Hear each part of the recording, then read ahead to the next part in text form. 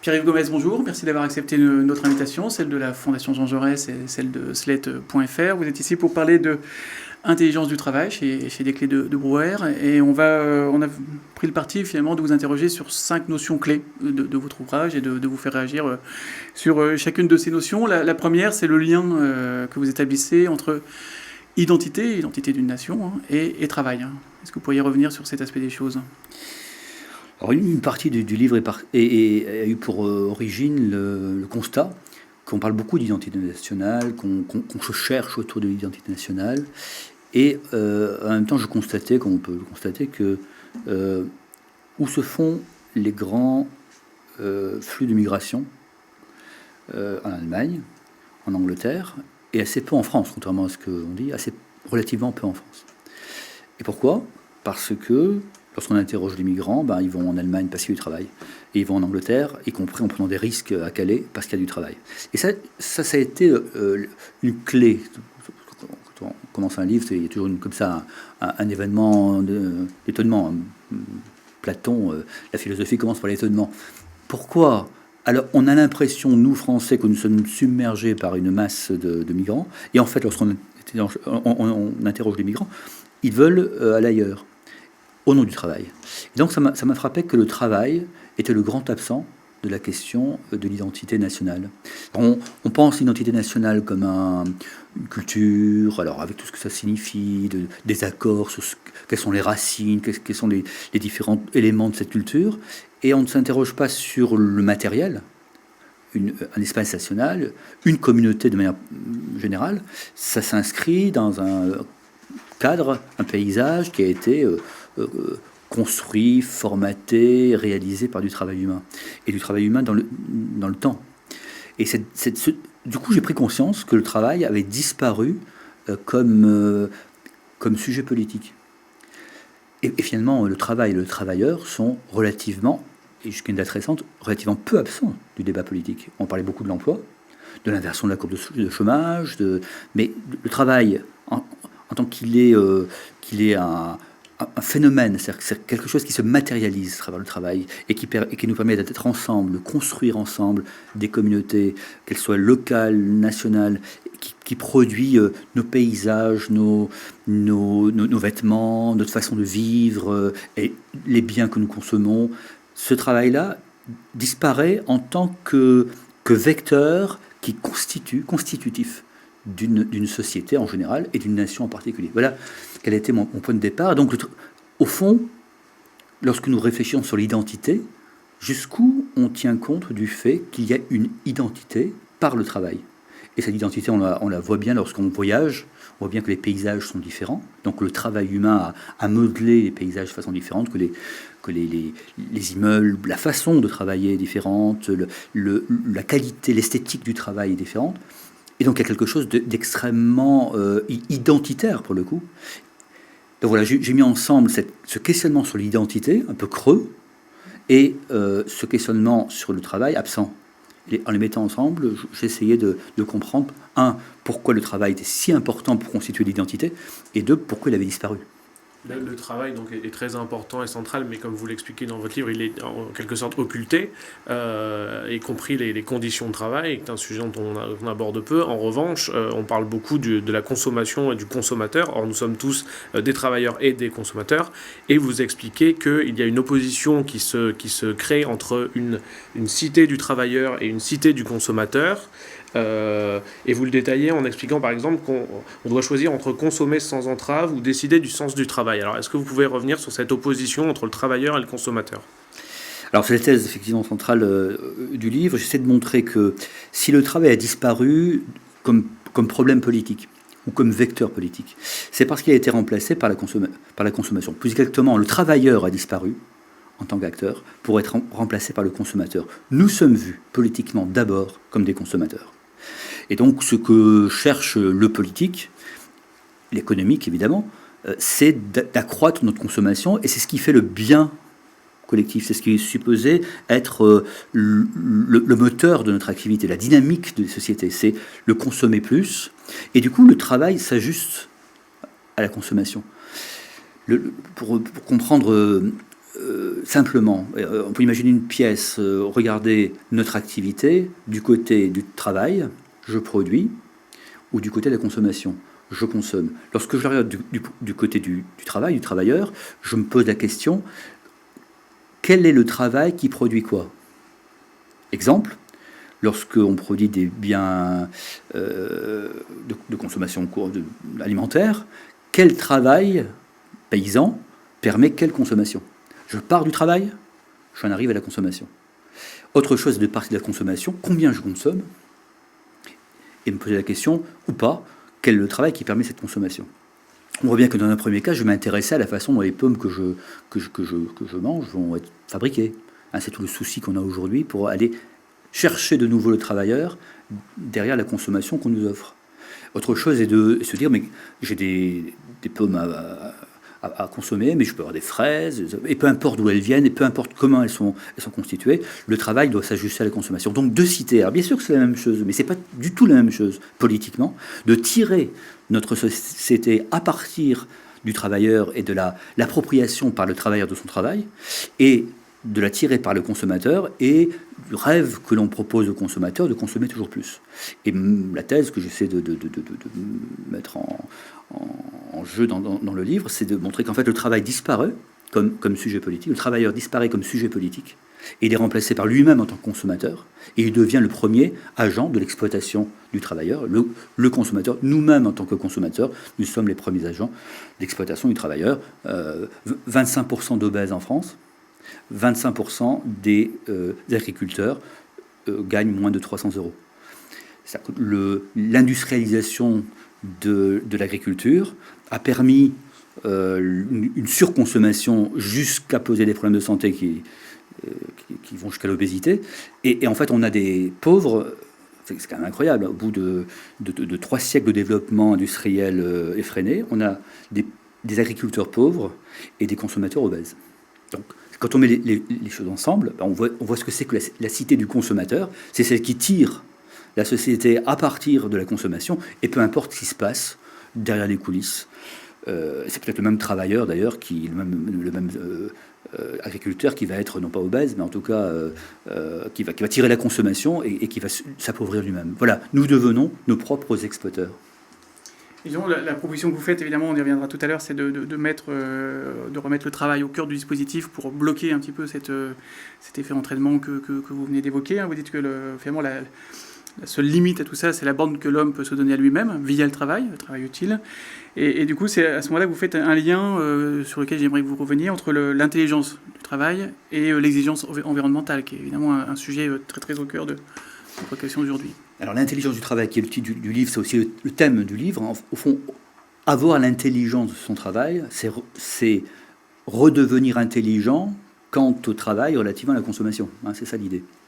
Alors, et en particulier, se pose la question écologique. Parce qu'il y a une façon, je dirais élémentaire, de sortir de ce dilemme du consommateur nous-mêmes qui exploite le travailleur nous-mêmes. Donc parce que le consommateur devient obèse et la consommation devient pléthorique. Comment l'arrêter? Et donc, une façon de l'arrêter, c'est de prendre en considération que la Terre a des limites, que la planète a des limites. Et donc, c'est tout ce courant écologiste, qui n'est pas le courant d'ailleurs écologique originaire, qui se développe beaucoup dans les années 90, et qui ne va pas chercher le travailleur, mais va essayer de limiter le consommateur. Et donc, au nom de la résistance, en quelque sorte de mère nature, à nos excès. Ça, c'est un aspect très, très intéressant. C'est l'écologie de la consommation. Tout à fait. Donc, du coup, il faut consommer bien, il faut consommer moins. Donc, c'est une sorte de puritanisme de la consommation, mais on reste consommateur. C'est toujours le consommateur qui est premier. Au lieu que, me semble-t-il, si on revient à l'intelligence du travail, c'est en allant chercher, en approfondissant la façon dont les biens de consommation dont nous parlons sont produits, que on va arrêter cette machine infernale du consommateur qui exploite le travailleur, et donc du toujours plus de consommation. C'est en se demandant comment sont fabriquées, je le disais tout à l'heure, les pommes que je consomme, quand je vais voir ce que c'est que la fabrication industrielle, évidemment que ma consommation va s'arrêter d'elle-même, parce que je vais comprendre comment ça... Donc c'est bien en ayant l'intelligence du travail que je vais pouvoir moi-même me limiter. Donc oui, c'est pas la limitation puritaine cette planète limitée, parce que ça, malheureusement, on trouvera toujours des économistes qui vont expliquer qu'elle n'est pas si limitée que ça, et qu'on va trouver de nouvelles énergies, de nouvelles ressources. Bon. C'est pas cette limitation qui fait la limitation de cette dialectique infernale. C'est le retour à l'intelligence, et à l'intelligence du travailleur. Et d'ailleurs, c'est bien ce qu'on constate dans l'écologie objective, l'écologie telle qu'elle se réalise, au fond, c'est que vous allez dans une ferme, vous allez dans une usine de production de poulets industriels, 40 000.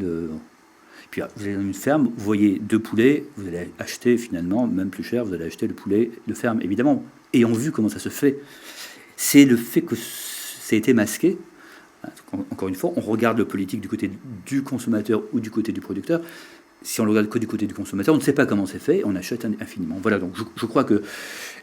Et en revenant à Gordes, en revenant à Waellul, en revenant au père fondateur, au Charbonnier, les pères fondateurs de l'écologie, c'est en revenant à la technicité de la production qu'on est, je crois, qu'on a une posture écologique juste.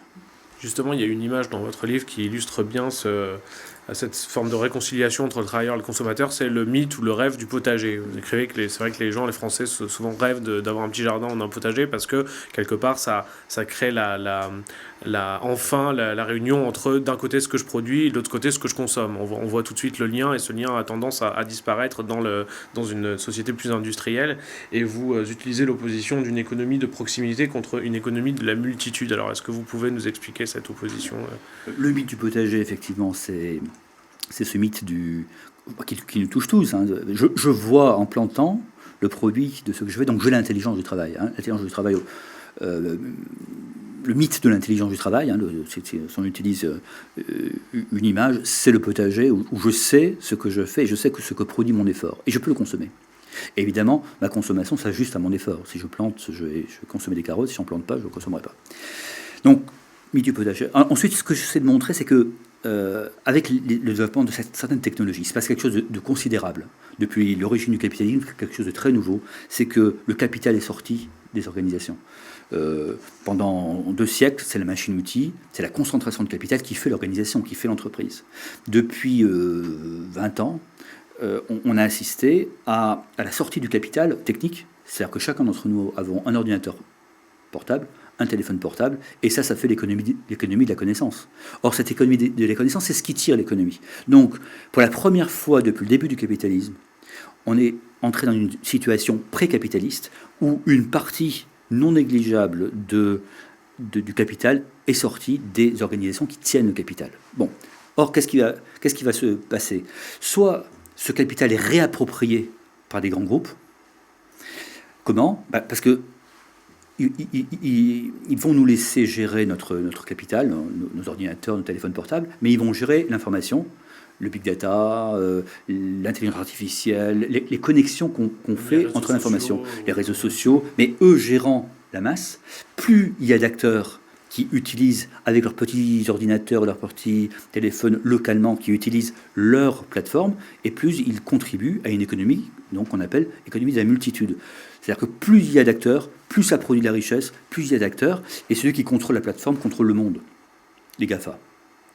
Ou bien, ce capital technique qui a été décentralisé, il arrive à créer des communautés localement, qui vont produire localement, de manière collaborative, en utilisant ce capital, encore une fois, qui est sorti de l'organisation, et se crée une économie, à l'inverse, qui est une économie de la collaboration décentralisée, de la proximité. Alors, l'économie de la proximité, ce sont les circuits courts, mais ce sont les circuits courts de l'information, parce que des collaborations se créent dans les Fab Labs, dans les quartiers, ou dans les villages, à partir, encore une fois, d'une technique qui est à la portée de tout le monde. Voilà l'enjeu. On est vraiment au moment historique où on peut basculer d'un côté ou de l'autre. Demain, une immense économie mondialisée, avec des grandes multinationales qui contrôlent l'information, verrouillée par la multitude, hein, tout le monde utilise les mêmes réseaux sociaux, donc du coup ils deviennent très importants, etc. Ou bien au contraire, une multiplicité d'acteurs locaux, concurrentiels, locaux, enfin, qui créent de la richesse à hauteur d'homme, et c'est une autre forme d'économie. Justement, c'est cette ambivalence, en tout cas ce point de rupture, hein, ce que vous décrivez parfaitement bien sur à la fois la maîtrise des plateformes, la robotisation, etc. Ça peut pencher d'un côté ou de l'autre selon les décisions qui sont prises. Nous amène forcément effectivement au projet politique. Vous évoquez 3 fronts pour justement développer cette économie de proximité. Et vous dites au final que vous jugeriez aujourd'hui un projet politique autour de 3 critères. Je vais faire forcément court. La place du revenu universel, la protection des nouveaux travailleurs indépendants et le contrôle des technologies digitales et robotiques. Du coup, qu'est-ce que ça vous inspire par rapport à ce que sont vos conclusions, les conclusions de votre ouvrage, que vous inspire la période dans laquelle on est aujourd'hui? Alors qu'effectivement, on est à cette zone de basculement. Donc il y a un front entre deux modèles, le modèle de la multitude contre le modèle de la proximité. Et ce que j'appelle 3 marqueurs. Il y a 3 marqueurs dans cette guerre entre ces deux mondes. Le premier marqueur, c'est le revenu universel. Parce que la façon que l'on a de penser le revenu universel définit la façon que l'on a de considérer le travailleur. Soit on le considère comme un moyen de rémunérer du loisir et on donne la main à l'économie de la multitude. Au fond, pour faire très simple, les GAFA vont s'occuper de notre vie et nous, on sera dans le loisir grâce à des revenus universels qui d'ailleurs ont été pensés par la Silicon Valley aussi. Et c'est bien pour ça. Donc, revenu universel, soit on considère le revenu universel comme un moyen de gérer la précarité, un cycle de travail qui va être moins étal qu'il n'a été, et donc ça redonne la main aux travailleurs. Donc on le met du côté soit du consommateur, soit du travailleur. Revenu universel. Précarité, gestion de la précarité, on s'arc-boute sur le salariat, tel qu'il a existé depuis le début du XXe siècle, c'est relativement récent le salariat.